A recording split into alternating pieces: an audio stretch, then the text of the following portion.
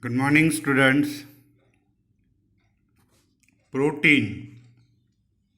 Today we look on classification of proteins. This is the last topic, I think, in the protein. Classification of protein. So we can classify the protein in various ways, several ways.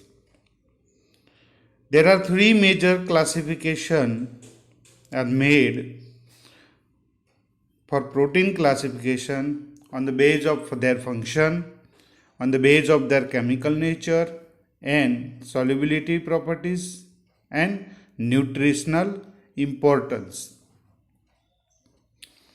So we first look on the classification of protein on the basis of their function. This classification is useful for you if you want to write down the answer of functions of protein. अगर आपको एक question का answer देना है कि write down the function और biological significance of protein, तो ये चीज़ वहीं पर लिख सकते हो. You can write down the same thing for biological significance of protein. So protein play the various role, various function. First one is the structural protein, second enzymatic protein, third transport protein, four hormonal protein, five contractile protein, six storage protein, seven genetic protein, eight defense protein and nine receptor protein. So let me see one by one with examples. First is structural protein. Structural protein are those protein which involve in the formation of some structure of the animals and microorganisms. For example, keratin protein, it is present in our nail, in hair. Collagen protein, it is present in our bone and muscles. Then flagellin protein, it is present in flagella. Capsomer protein, it is present in capsid of the virus. So this way the protein are involved in the structural formation. Second, enzymes or catalytic protein. So we know that except ribozyme, all enzymes are protein. And even in E. coli, there are different 100 enzymes are, 1000 enzymes are there. So all the biochemical activity are run by the enzymes. And these enzymes are made up of protein. So it is a great importance of protein. Without protein, no biological activity is possible. Third one is transport protein. Transport protein are those protein which involve in the transportation of biological material or biological activity. The best example is hemoglobin protein. Hemoglobin protein is present in red blood cell of vertebrates, vertebrate animal, which carry the oxygen from lungs and circulate throughout the body and bring the carbon dioxide from the cell to back lungs. So this way hemoglobin is involved in the oxygen transfer and it acts as a transport protein. Their way the serum, globulin are also involved in the transport of nutrition throughout the body. So these are the transport protein. Another transport protein are involved in the cell membrane for entry and exit, in facilitated diffusion and in active transport. There is a protein channel through cell membrane of microorganism and cell, which allow the entry and exist through this protein.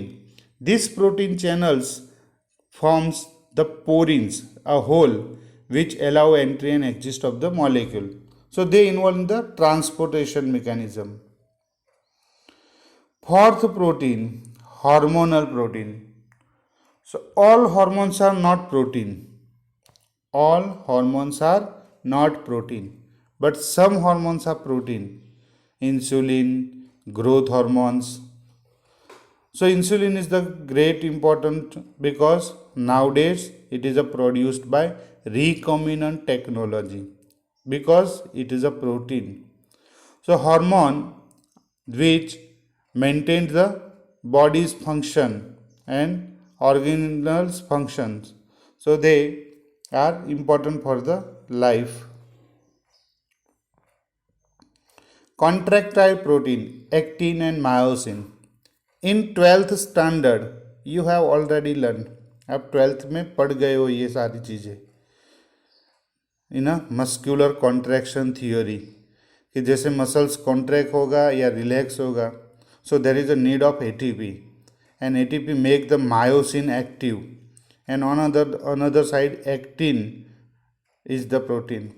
So this is the example of filamentous protein. Actin, myosin, troponin, tropomyosin.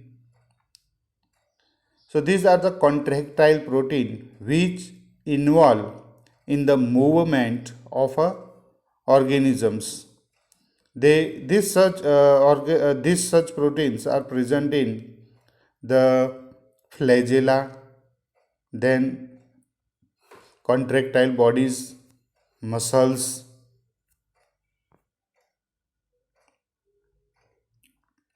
Six number, storage protein. The protein present in rice is known as the oragenin.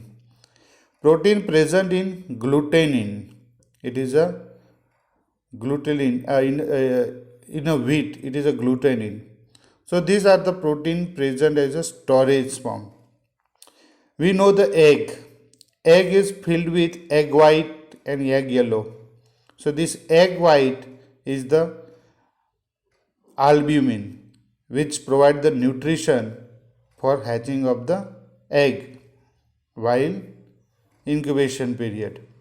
So they are the storage protein which provide the nutrition to the required microorganisms. 7. Genetic proteins. Histone is the protein on which the DNA molecule wrap over it. So histone is known as the nucleoprotein. It is found in a chromosome. Another example of genetic protein is the riboprotein.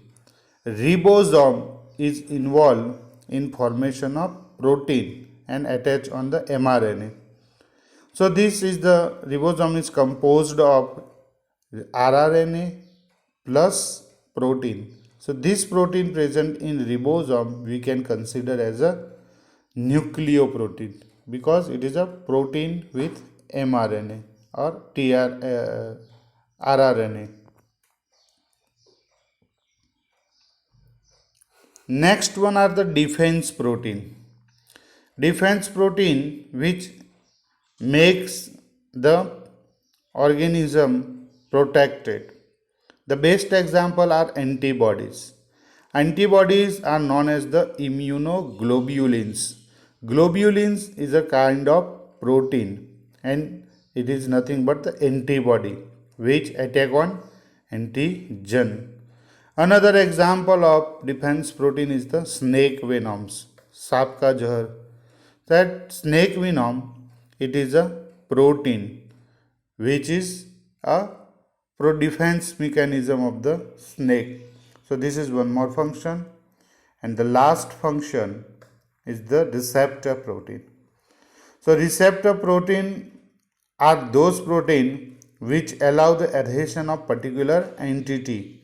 This entity may be virus, hormone, pollen, or anything else. So these receptor proteins are generally on cell membrane of a cell, which allow the permanent identification and attachment of a virus, foreign particle, induction, trigger some substance, hormone attachment. Is it? So receptor protein for hormone virus. This is one example. So this way we can classify the protein on base of their function. There are 9 functions. If the question is asked, write down the biological significance of the protein. So you can write down.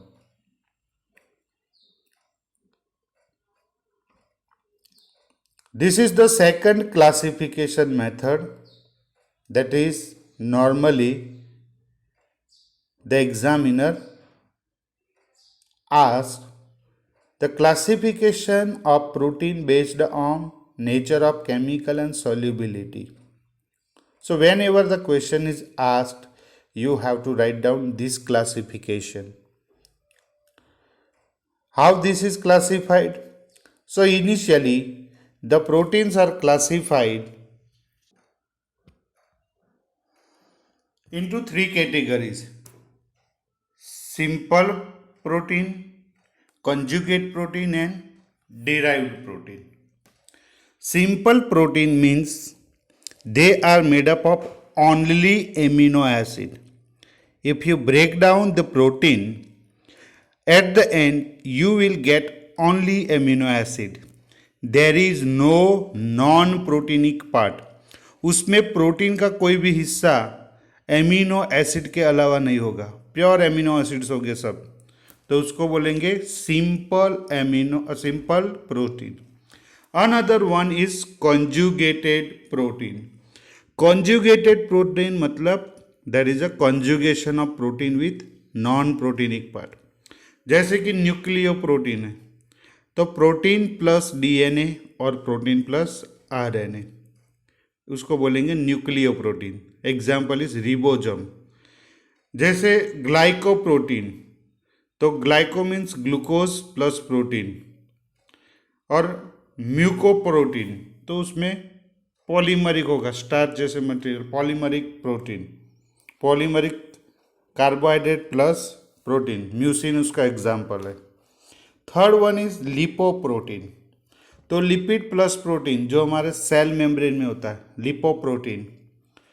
फॉस्फोप्रोटीन तो protein के साथ phosphorus group. Chromoprotein protein के साथ Chrome यानी colour वाला compound, metal ion, जैसे haemoglobin, chlorophyll, xanthophyll, तो जो कलर्ड कंपाउंड है उसमें मेटल आयन्स रहती है, बराबर. और आखिरी है मेटालोप्रोटीन, तो प्रोटीन के साथ कोई metal, cobalt, nickel, zinc, molybdenum, arsenic, ऐसे. So these are the metalloprotein. And last one is derived protein. तो ओरिजिनल जो प्रोटीन है उसको heat treatment, acidic treatment, base treatment और एंजाइमेटिक ट्रीटमेंट वो देने पर जो प्रोटीन है उसके डिग्रेडेशन होगा, तो उसके बड़े बड़े पैर्स मीन्स के लॉन्ग चेन फ्रेगमेंट्स बनेंगे, they are the primary protein.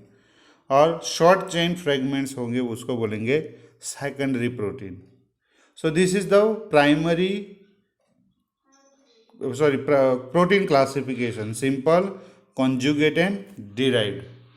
अब उसके अंदर हम बारी बारी से देखेंगे. तो simple protein composed of only amino acid. Conjugate protein means beside the amino acid, amino acid के अलावा. This protein contain non proteinic moiety यानी part, non as prosthetic group और कॉन्जुगेट ग्रुप, तो जो एंजाइम्स में होते हैं. और तीसरा है derived protein. This are denature और degraded protein of simple and conjugate protein. तो ओरिजिनल प्रोटीन है उसको आप गर्म कर दीजिए, एसिड बेस डालिए या एंजाइम्स डालिए, तो वो डिराइव्ड प्रोटीन हो जाएगा। First one is nature of chemical and solubility. तो सिंपल प्रोटीन है वो दो तरह के, there are two types of simple protein. Simple protein क्या है? दो type. One is globular protein. Globular protein कैसा होगा? ऐसे एक ग्लोब्स बन जाएगा बॉल जैसा। और दूसरा जो पार्ट है that is a fibrous protein. तो फाइब्रस प्रोटीन कैसे? ऐसे मसल्स है, they are the this way fibrous protein, long thread line. So there are two type of proteins simple protein. Simple protein के दो तरह, वन इज ग्लोब्यूलर प्रोटीन और दूसरे है fibrous protein. This globular protein are classify on shape. तो उनका जो shape है हमेशा कैसा हो जाएगा? ओवल शेप होगा ऐसा। So they are the globular shape और स्पीयरिकल शेप, यानी बॉल जैसा 3D शेप होगा। तो ये शेप थे ग्लोब्यूलर्स के। ग्लोब्यूलर मतलब ही ग्लोब, पृथ्वी जैसा। फिर soluble in water and other solvent and digestible. ये जो प्रोटीन है उसकी सॉल्युबिलिटी में हम बात करेंगे। सबसे पहला है एल्ब्यूमिन। एल्ब्यूमिन्स जो है they are soluble in water, पानी में सॉल्युबल है। फिर डाइल्यूट सॉल्ट में सॉल्युबल है। They are coagulated by the heat. उसको अगर आप गर्म करेंगे तो वो कैसा हो जाएगा? कोएगुलेटेड। कोएगुलेशन मतलब कैसे है? जैसे आप पनीर बनाते हैं ना, तो दूध में पनीर नींबू डाल दीजिए, एसिड डालिए, तो तुरंत क्या हो जाएगा? दूध फट जाएगा। तो फट जाने पर क्या होता है? जो प्रोटीन सॉल्यूबल था दूध में, जो आपके हाथ में नहीं आ रहा था, वो फटने के बाद पानी अलग हो गया और प्रोटीन अलग हो गया। तो जो प्रोटीन है वो इनसॉल्यूबल हो जाएगा। So that is a coagulation. So वो कोएगुलेशन आप हीट से भी कर सकते हो। जैसे कि हॉट पैन पे आप एग डाल दीजिए, तो बहुत गर्म पैन है उस पर आप दूध चम्मच भर के डालिए या एग डाल दीजिए, तो उसमें जो प्रोटीन हो जाएगा वो कोएगुलेशन हो जाएगा। तो ये सारे एग्जाम्पल्स है। तो ये सीरम एल्ब्यूमिन जो हमारे ब्लड में रहेगा, ओवल एल्ब्यूमिन एग के अंदर रहेगा, वाइट एग वाइट जिसको बोलेंगे, और लेक्ट एल्ब्यूमिन जो मिल्क में रहता है, दूध में जो प्रोटीन है, lactalbumin. Okay, so with this you have to remember the examples also. तो ये था पहला कैटेगरी एल्ब्यूमिन। इसके एग्जाम्पल है serum albumin, oval albumin, lactalbumin. तो ये सारे वाटर सॉल्यूबल है और उसको गर्म करने या एसिड बेस डालने पर वो कोएगुलेट हो जाएंगे, वाटर सॉल्यूबल है। दूसरा है ग्लोब्यूलिन्स। ग्लोब्यूलिन्स soluble in neutral and dilute salt solution. तो ये डाइल्यूट सॉल्यूशंस है जो न्यूट्रल और डाइल्यूट सॉल्ट वाले सॉल्यूशन में सॉल्यूबल हो जाएंगे। तो ये ग्लोब्यूलिन्स है वो जनरली रिजर्व फूड मटेरियल है, सीरम ग्लोब्यूलिन्स और वाइटेलिन। एग यॉक जो येलो एग के अंदर जो येलो पोर्शन होता है ना, उसके अंदर होती है ग्लोब्यूलिन्स। तो ये ग्लोब्यूलिन्स हमारे ब्लड में भी रहते हैं, सीरम ग्लोब्यूलिन्स। तो ये दूसरी कैटेगरी है ग्लोब्यूलिन्स और albumin.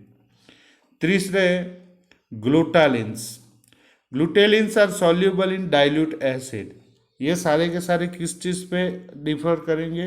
They differ with their solubility. तो ये डाइल्यूट एसिड में सॉल्यूबल है और अल्कली में भी सॉल्यूबल है। They are found in the plants. तो ग्लूटेलिन्स प्लांट्स में मिलेंगे।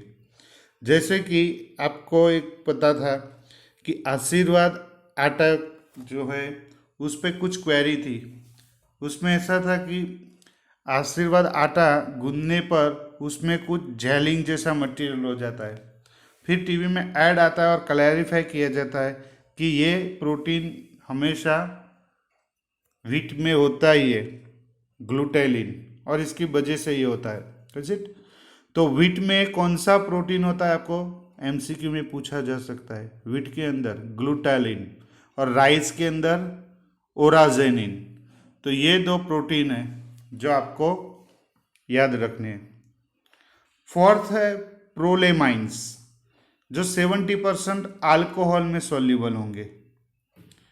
तो उसका एग्जाम्पल्स है ग्लैडिन जो व्हीट में होगा, और जिया मेइज हम बोलते हैं, मकाई को जिया मेइज बोलते हैं, तो उसमें जो प्रोटीन है उसका नाम है जेइन। तो ये चार तरह थे।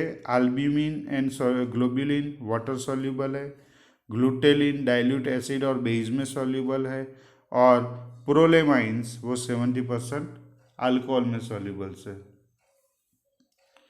फिर हो गए हिस्टोन। हिस्टोन क्या है? They are strongly basic protein. तो ये स्ट्रांगली बेसिक किसके साथ होते हैं? न्यूक्लिक एसिड के साथ। डीएनए जिस पे रैप होता है। क्यों होता है? क्योंकि ये बेसिक है। So histone are soluble in water and dilute acid but insoluble in basic solution ammonium hydroxide. तो ये हिस्टोन के एग्जाम्पल्स क्या है? Histone of cold fish sperm, thymus histones examples है ये। फिर globins, they are similar to histone, ये histone के जैसे ही है, but they are not basic protein, वो बेसिक प्रोटीन नहीं है, और NH4OH से वो प्रेसिपिटेट नहीं होते, बराबर। तो हिस्टोन और ग्लोबिन्स में एक ही फर्क है, histone are strongly basic and globins are not that much basic. और लास्ट है that one is protamines, they are strongly basic, histone के जैसे ही है, but smaller in size and soluble in NH4OH। तो ये सारे 7 टाइप्स थे। There are 7 types of simple globular amino acid. एक बार देख लो फिर से क्लासिफिकेशन में ये वाले। तो यहाँ पे हमने ये 7 टाइप्स देख लिए, albumin, globulin, glutelin, protamines, histins, prolamines, histones, globulin and protamines. तो सारे के सारे साथ में आपको एक एक दो दो लाइंस लिखनी है किस चीज़ के बारे में, वो किस में सॉल्यूबल्स है और किस में नहीं है, और उसका एग्जाम्पल्स क्या है। Okay, now we see on this second type of simple protein, they are known as the scleroprotein. Scleroprotein का दूसरा नाम बोलेंगे fibrous protein. So they are long fibres. तो वो कहाँ पे होंगे? कोलाजन में। कोलाजन कहाँ था हमने देख लिया, collagen is in our muscles. तो जो मसल्स है उनके प्रोटीन वो लॉन्ग फाइब्रस है, स्प्रिंग जैसे है। उसका अनदर एग्जाम्पल है इलास्टिन। तो इलास्टिन कैसा होगा? स्ट्रेचेबल होगा, बराबर। तो ये आपको सेल डिवीजन में मिलेगा, जो माइक्रोट्यूब्यूल्स होती है सेल डिवीजन में, जिसको तारा केंद्र जो क्रोमोसोम्स को अपनी ओर खींचते हैं, ठीक है। तो वो माइक्रोट्यूब्यूल्स में इलास्टिन्स आपको देखने को मिलेगा, और keratins, keratins are the protein found in your hair. तो आपका हेयर जो है उसका जो स्प्रिंग जैसा नेचर हो सकता है, वो फ्लेक्सिबिलिटी कैराटिन्स की वजह से। तो ये 3 स्केलेरो प्रोटीन देखेंगे, और उसके बाद हम बात करेंगे कॉन्जुगेट प्रोटीन्स की। ये रहे fibrous protein. Fibrous protein are fibre like in a shape. तो ये कैसे होंगे? ऐसे लॉन्ग फाइबर्स रहेंगे प्रोटीन मसल्स में, okay. They insoluble in water, ये दूसरी चीज़ है, ये प्रोटीन कभी वाटर सॉल्युबल नहीं है। एंड रेजिस्टेंस टू डाइजेशन, उनको आप एसिड में डालेंगे और उसको हीट करेंगे तो ये डाइजेस्ट नहीं होगा। आप अपना बाल एसिड में डालिए, बाल को कुछ नहीं होगा। Examples of this scleroprotein are collagen, elastins and keratin. Collagen कहाँ पे? Collagen are connective tissue protein. Collagen की खासियत क्या है? उसमें ट्रिप्टोफान नहीं होता। This question is asked in NET exam. NET exam में पूछा जाता है कभी कभी कि which amino acid is absent in collagen. So ये ट्रिप्टोफान है। Collagen on boiling with water dilute acid yield gelatin which is soluble and digestible. Elastin, these proteins are found in elastic tissue such as tendons and arteries. Elastin हमारी जो रक्त वाहिनियाँ है, arteries है, उसके अंदर है, उसकी बिल्डिंग में है। क्यों? क्योंकि वो फूल भी सकती है और स्ट्रेच भी हो सकती है, इसलिए। And keratin, they are present in exoskeleton, जिसको हम बाह्य कंकाल बोलते हैं। Keratin is present in our hair, nails, horns, जो सिंग होते हैं एनिमल्स के, उसमें होता है। Protein hair keratin contain 40% cysteine. तो सिस्टाइन क्यों है? एस डबल बॉन्ड एस के लिए। तो जितने एस डबल बॉन्ड एस है, इसकी वजह से ही आपका हेयर जो है स्ट्रॉन्ग बनता है। तो ये सिस्टीन की वजह से हमारे हेयर जो है वो स्ट्रॉन्ग है। So this are about the fibrous protein और सिंपल प्रोटीन का एक बार। अब हम दूसरे टाइप्स देखेंगे, कॉन्जुगेटेड प्रोटीन। कॉन्जुगेटेड प्रोटीन में एक बार देख लेते। पहला है न्यूक्लियो प्रोटीन। न्यूक्लियो प्रोटीन का मतलब क्या है? जो प्रोटीन है उसके साथ डीएनए और आरएनए होगा। तो डीएनए और आरएनए जो होगा उसके साथ प्रोटीन, तो nucleoprotein, nucleohistone, nucleoprotamines, वो है। दूसरा है glycoprotein. Glyco means carbohydrate plus protein. तो अगर carbohydrate which is less then 4% of protein, it is known as the mucoprotein. अगर 4% से कम है कार्बोहाइड्रेट, तो म्यूकोप्रोटीन उसके बोलेंगे। म्यूकोप्रोटीन हमारे बॉडी में कहाँ होता है? तो म्यूसिन, आपके मुंह में जो सलाइवा है वो हमेशा एक प्रोटीन है, उसमें म्यूसिन प्रोटीन। फिर एग वाइट है, उसमें ओवोम्यूकोइड है। तो ये दो एग्जाम्पल थे ग्लाइकोप्रोटीन्स के, ग्लाइकोप्रोटीन। तीसरा है lipoprotein, protein plus lipid. Protein plus lipid, हमने लिपोप्रोटीन वर्ड बहुत बार सुना है। It is found in combination of lipid plus protein. तो लिपोप्रोटीन हमारे सेल मेम्ब्रेन्स में होता है, फ्लूइड मोज़ेक मॉडल, तो मेम्ब्रेन लिपोप्रोटीन्स है। फिर सीरम लिपोप्रोटीन्स है। तो लिपोप्रोटीन्स का बहुत इंपॉर्टेंस है हमारी बॉडी में लिपिड डाइजेशन में। फिर फॉस्फोप्रोटीन। फॉस्फोप्रोटीन वो क्या है? That is a phosphoric acid is present in the protein. The best example is casein in the milk. तो मिल्क जो दूध है उसमें मेन प्रोटीन केजिन ही है, और केजिन जो है वो फॉस्फोप्रोटीन का एग्जाम्पल्स है। Vital in egg white. Next is chromoprotein. तो क्रोमो मीन्स कलरफुल प्रोटीन है, तो उसमें कलरफुल फंक्शनल ग्रुप होते हैं। That is a haem protein. Haem protein is present in haemoglobin. Cytochrome, उसमें एमजी मेटल्स है, उसकी वजह से वो ग्रीन कलर है। So cytochromes, chlorophylls, xanthophylls, they are colourful protein. And last one is the metalloprotein, जिसमें मेटल्स है, iron, cobalt, zinc, copper, manganese. तो ये सारे चीज़, सारे एंजाइम्स आपको मेटालोप्रोटीन वाले बहुत सारे एंजाइम्स के एग्जाम्पल है। साइटोऑक्सीडेज और कॉपर, एमओएफई, वो नाइट्रोजिनेज एंजाइम्स, तो ये सारे मेटालो एंजाइम्स है। ऑक्सीडेशन रिडक्शन में इन्वॉल्व सारे एंजाइम्स, शायद ये मेटल्स होते ही है उसमें, इज इट। और थर्ड पार्ट देखेंगे प्रोटीन का, derived protein. Derived protein means उसको आपको मॉडिफाई किया है या मॉडिफाई करना है। तो प्राइमरी डिराइव्ड प्रोटीन डीनेचर्ड और कोएगुलेटेड है, और फर्स्ट हाइड्रोलाइज प्रोडक्ट। तो प्रोटीन बहुत लंबा पॉलीमर है, उसको पार्टली डिग्रेड कर दो या मॉडिफाई कर दो, दैट इज प्राइमरी। और प्राइमरी को जब आप बहुत से ट्रीटमेंट देंगे और उसमें से एमिनो एसिड या स्मॉल स्मॉल पॉलीपेप्टाइड्स रिलीज होंगे, तो ये होंगे secondary proteins. So primary derive protein के एग्जांपल्स क्या है?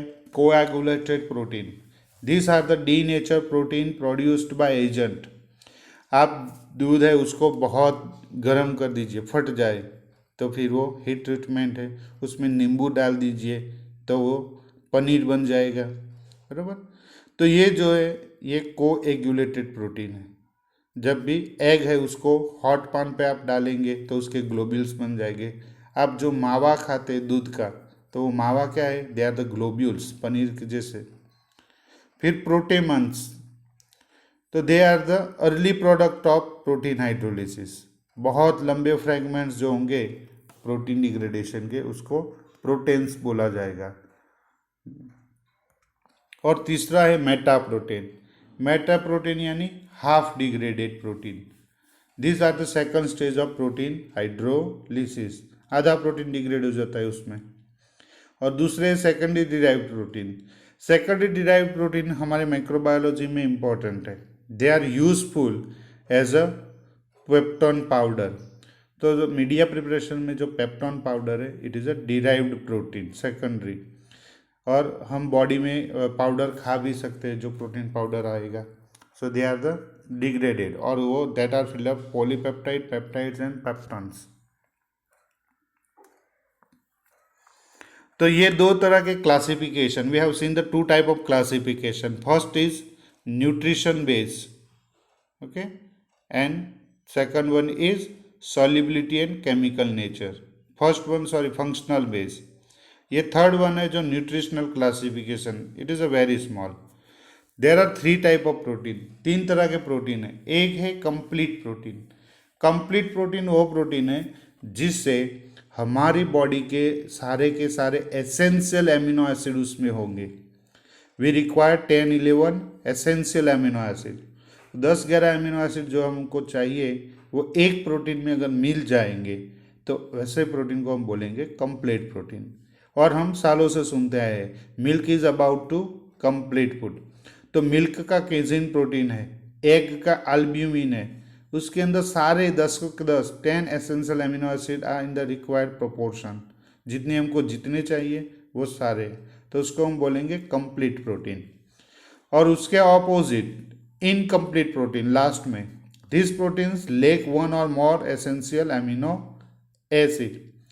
तो वो हमने बात की थी कि ग्रेन्स होते हैं उसमें एक एमिनो एसिड नहीं होता, जनरली ट्रिप्टोफान एंड लाइसिन। और जो पल्सिस है कठोर, तो उसमें मिथियोनाइन नहीं होता, is it. So this way they are the incomplete protein. इसीलिए हमें दोनों को मिला के खाना होता है, दाल भात और बाटी और दाल। फिर तो ये हमेशा कॉम्बिनेशन होता है। और partially incompleted proteins, this proteins are partially lacking one or more essential amino acid, hence they can promote moderate growth. For example wheat and rice protein limiting glycine and threonine।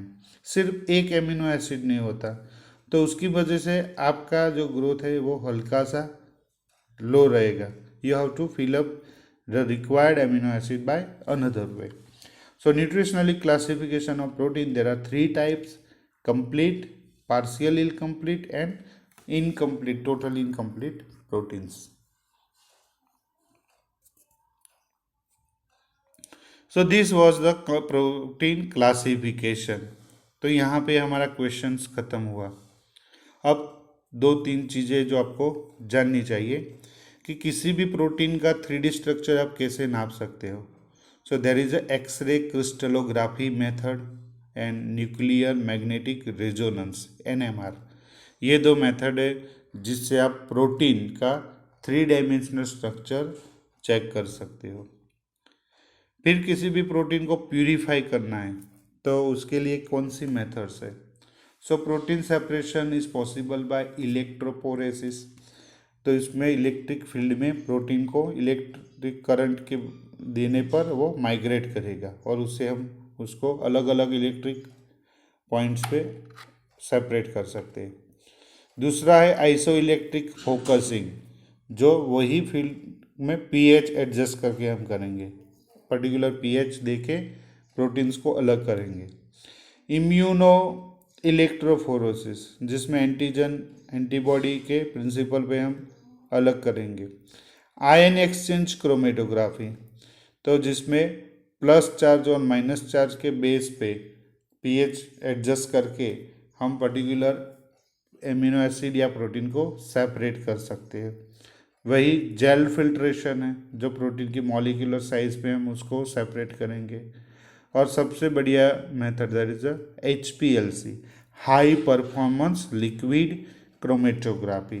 So this is the best way to separate the protein and to identify the protein in any sample. फिर कुछ terms हैं जैसे denaturation of protein. तो protein जो होगा वो normally water soluble होगा और उसके सारे फंक्शनल ग्रुप ऐसे होंगे कि वाटर में वो सॉल्युबल होंगे। Best example is the milk. आप मिल्क में हाथ डाल के प्रोटीन बाहर निकालिए, आपके हाथ में कुछ नहीं आएगा। पर जैसे उसमें आप उसको नींबू डालें या एसिड डाल देंगे तो उसमें से क्या होगा, जो पानी अलग हो जाएगा और पूरा प्रोटीन सॉल्युबल होगा नॉर्मल, वो डीनेचर हो जाएगा। उसकी प्रोटीन उसकी सरफेस पे सारी पीएच चेंज हो जाएंगी and many functional group become neutral to acidic, acidic become neutral. तो ऐसे पूरे चेंज होने पर वो वाटर रिपेलेंट हो जाएगा। इसीलिए हम बोलते हैं कि दूध फट गया और जो प्रोटीन है वो सेपरेट हो जाएगा। और उसके बाद आप हाथ डालेंगे तो आपके हाथ में प्रोटीन आ जाएगा, पानी निकल जाएगा।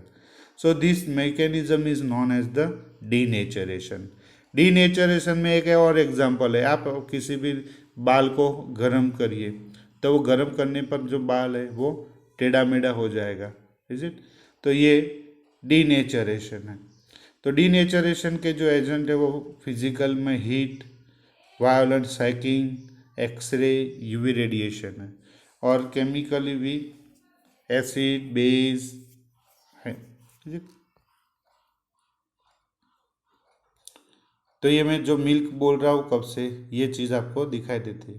तो मिल्क का जो प्रोटीन है उसका क्या हो जाता है, coagulation. Coagulation means semi solid viscous precipitation of protein. It is irreversible denature. अगर आपको कोई पूछे कि दूध का दही हो सकता है, दही का दूध होगा, तो यू हैव टू से यस। नहीं होगा, पर वो गाय को वापस खिला देना है, तो वो गाय खा के फिर से मिल्क बना सकती है। बाकी तो दही से दूध वापस नहीं बनेगा। So it is a irreversible और denature result. So with this one I would like to complete to complete of protein chapters. Okay, protein के सारे लेक्चर सब खत्म हो गए। Thank you very much.